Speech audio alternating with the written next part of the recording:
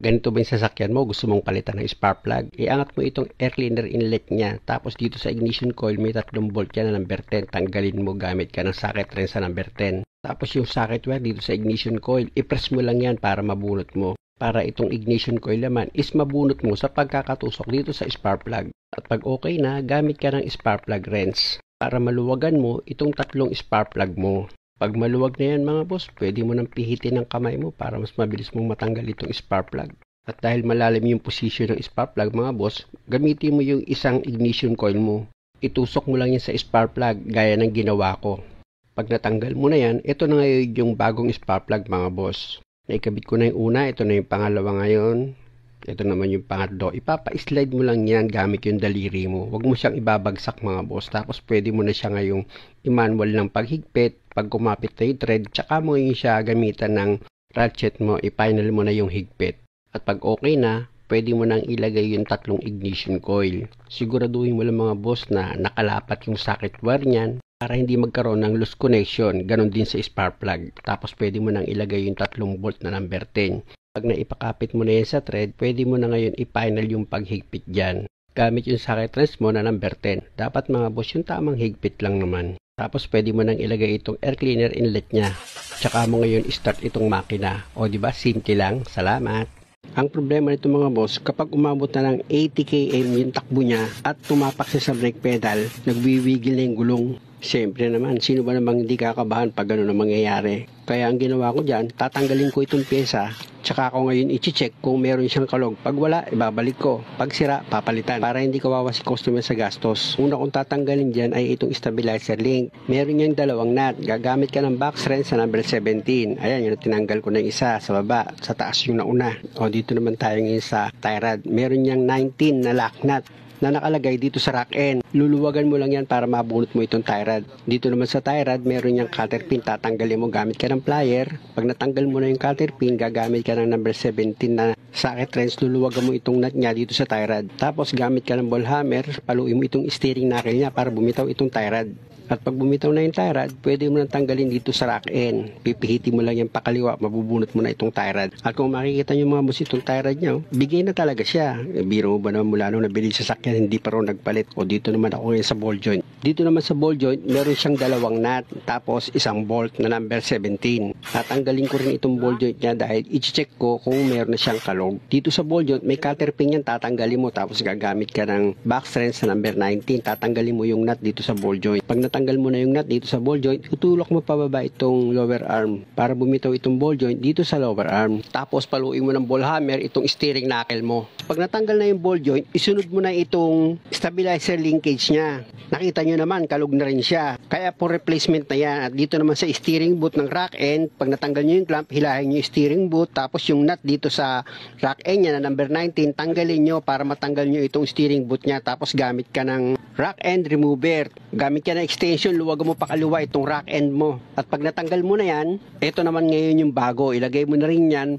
Pakanan naman ang pihit niyan mga boss pag nilagay mo itong bagong rack end. At pag ihigpitan mo na yan, gamit ka ulit ng rack end remover mo. Double purpose kasi ito. Pangluwag tsaka panghigpit, okay yan. Sponsor lang sa akin yan. Pati yung ball hammer at tsaka itong magnetic tray. Gantihin nawa kayo ng Diyos. At dahil okay na yung higpit niya mga boss, ilagay nyo na ulit itong steering boot niya. Iayos yung maiging pagkakalapat niya. Tsaka nyo ngayon ilagay na itong nut na number 19 dito sa rack end. At yung mga clamp dito sa steering boot. Take note mga boss kailangan nyo magpa-wheel alignment after kung mapalitan itong ball joint, tie rod at rack end. At pag okay na yung pagkakalagay ng mga clamp niya, o ilagay nyo na itong tie rod. After niya, isunod yung ilagay itong ball joint. Idiin nyo itong lower arm. Tsaka nyo iayos yung pagkakalapat ng paglagay ng ball joint.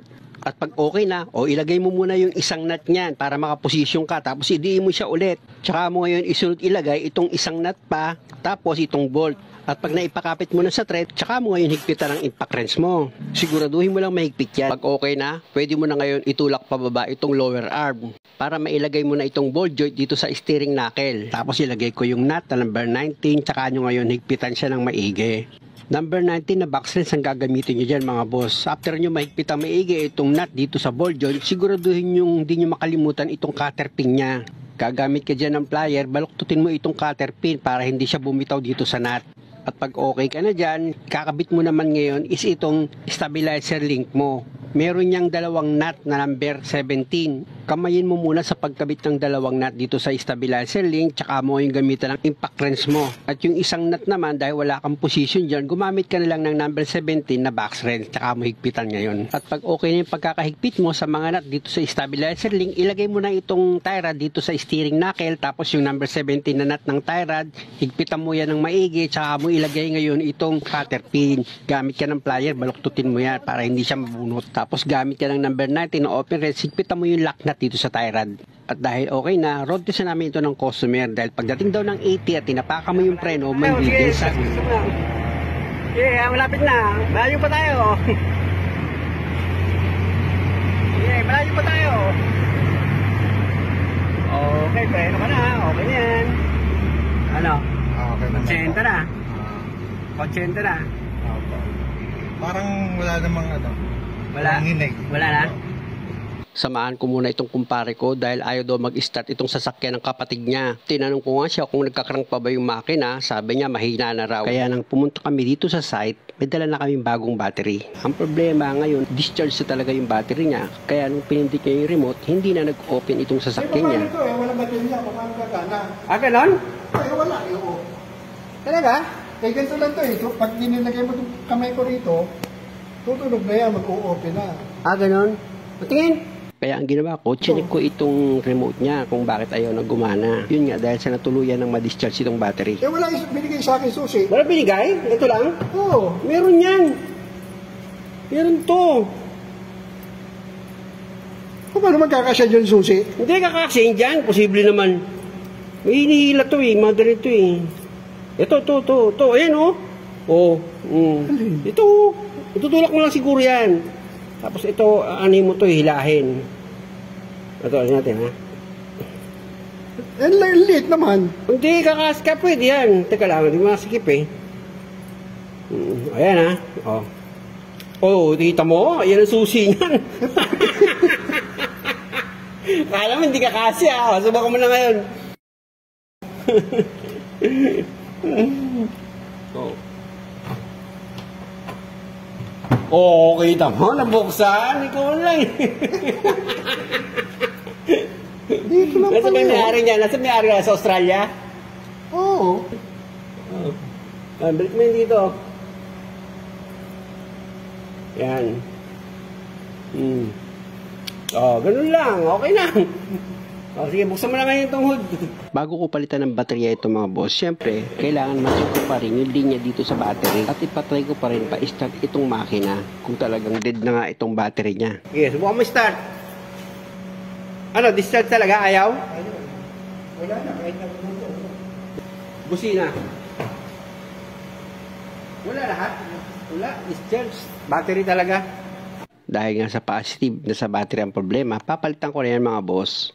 Ang unang tatanggalin ko dyan, syempre, itong bracket niya sa battery. Meron ka dyan tatanggalin na dalawang nut na number 10. At pag natanggal mo na itong bracket, isunod mo naman dyan itong sa battery terminal niya. Meron yan dalawang nut na number 10. Luwagan mo lang yun mga boss, di mo kailangan tanggalin yung nut. Kailangan maluwagan mo lang yung nut dito sa terminal niya. Tapos pwede mo nang bunutin itong mga terminal at ikabit itong bagong baterya. Pasensya na mga boss, nang tanggalin ko yung lumang battery, nasagi ko pala yung camera at nag-iba yung position niya. Kaya kung makikita nyo, nakakabit na itong bago nang mapansin ko na iba na pala yung position ng camera. Huwag kayong mag-alala, wala namang big deal sa pagkabit ng battery nito. Basta unahin yung tanggalin yung negative, tapos yung positive. Tapos pag kinabit nyo na itong bagong baterya, yung positive naman at yung huli naman is yung negative na terminal ang ilalagay nyo. At dahil okay na, pwede nang i-start itong makina.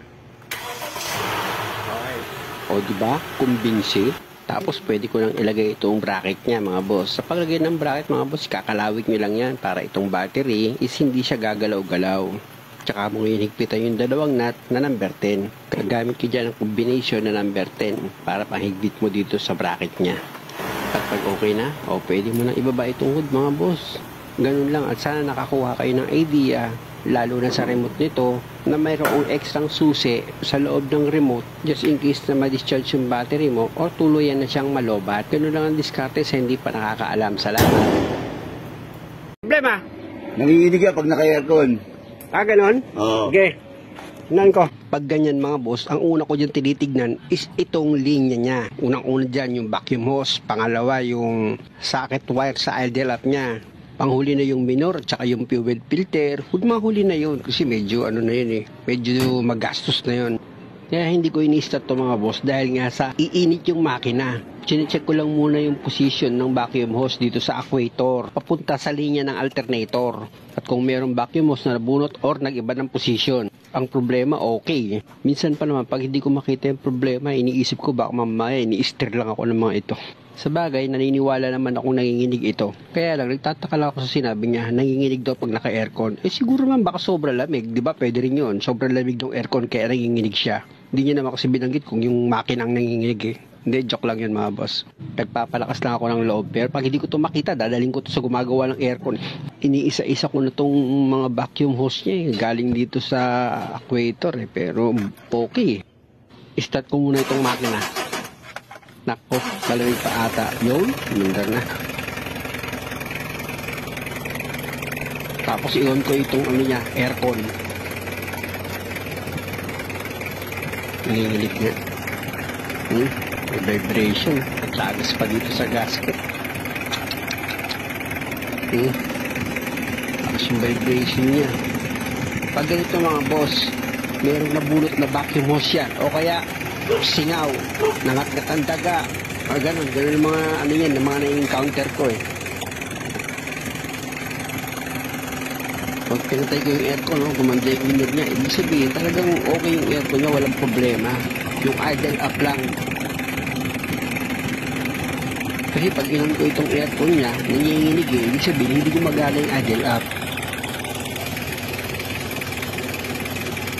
Pagpatayin ko muna itong aircon, sisilip naman ako dyan sa ilalim. Di makita dito sa ibabaw Pwede kasi sa alternator na yung problema, yung vacuum pump niya. Kaya iilalim ako dyan mga boss. Hahanap lang ako ng mahihigaan ko para maganda-ganda yung labanan.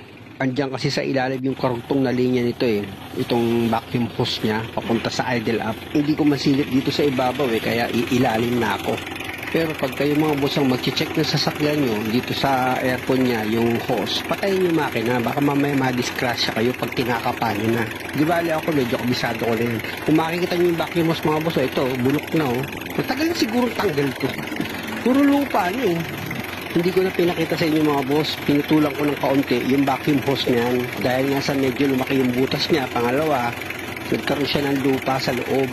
Sa nakita ko mga boss, nabasa na ng itong vacuum hose. Tapos lumaki yung butas niya dahil nga naiinitan pa. Dahil sa maluwag, tapos may vibration pa dito sa makina. Siyempre diesel to, malakas ang vibration nito. Yun, natanggal siya. Nakikita nyo mga boss, ikinabit ko na itong vacuum hose niya dito sa alternator. Kaya lang, masyado naman atang late bago nila naramdaman na medyo may nginig na pag naka-aircon.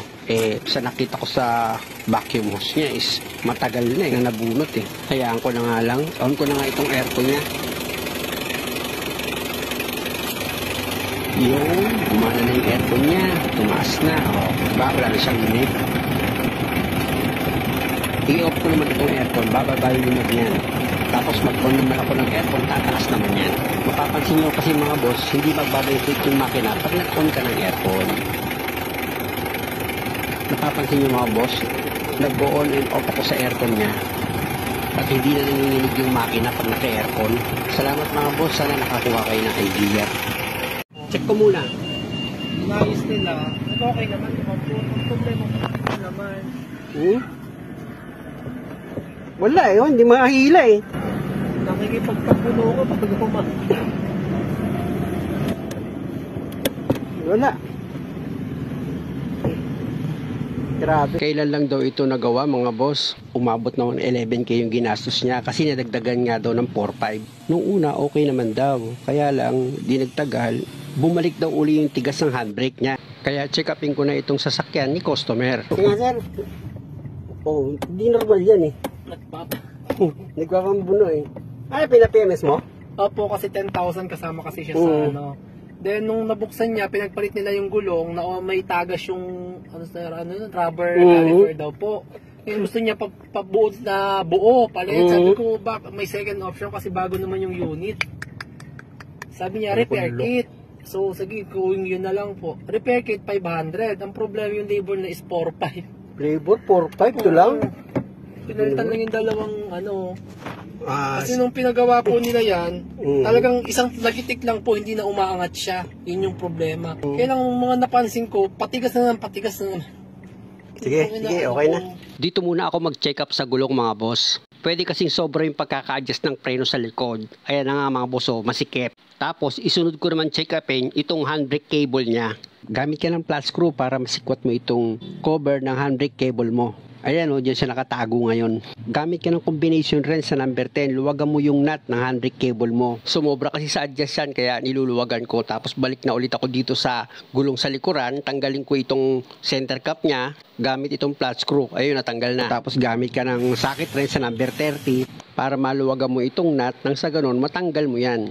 Pag natanggal mo yung nut, gamit ka ng ball hammer, paluin mo itong brake drum para makalugyan at lumuwag. At dahil sa medyo lumuwag na itong brake drum, pwede mo na ngayon tiyagain yan para dahan-dahanin mong hilahin itong brake drum palabas. At nang matanggal ko itong brake drum mga boss, wala naman akong nakitang kakaiba, kaya ang gagawin ko dyan, niliha ko na lang itong brake shoe para matanggal yung tumigas dito sa ibabaw ng lining niya, tsaka ako ngayon ginamitan niya ng brake cleaner. Pati itong brake drum mga boss, kung makikita nyo, nilinis ko rin yan gamit ko itong brake cleaner niya, tsaka ako ngayon pinunasan niya ng malinis na basahan. Tapos itong adjuster lever nyo, idiin nyo yan gamit itong hinlalaki nyo, tsaka nyo ngayon i-adjust itong brake adjuster nyo. Paluwag dapat mga boss kasi nga masikip itong pagkaka-adjust dito sa preno.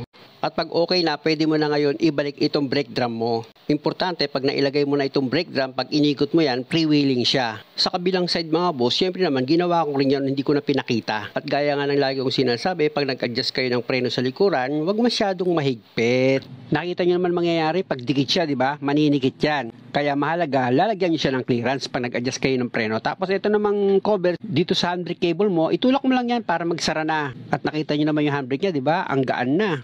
Ilang linggo rin daw tiniis ng customer na matigas yung brake pedal at saka itong handbrake. Matagal na daw siya nag-message at tumawag. Una, sorry po, busy po talaga ako. Kaya salamat sa Diyos na ayos na yung problema niya. At ito na, sinubukan na ni Bossing. Alam, okay na? Ha? Opo, okay na okay. Kaya namin itinurobes mga boss dahil pigil daw ito humatak. Ngayon malalaman namin kung pigil pa. 12 pa yung sir, 12,820, 61 pa lang.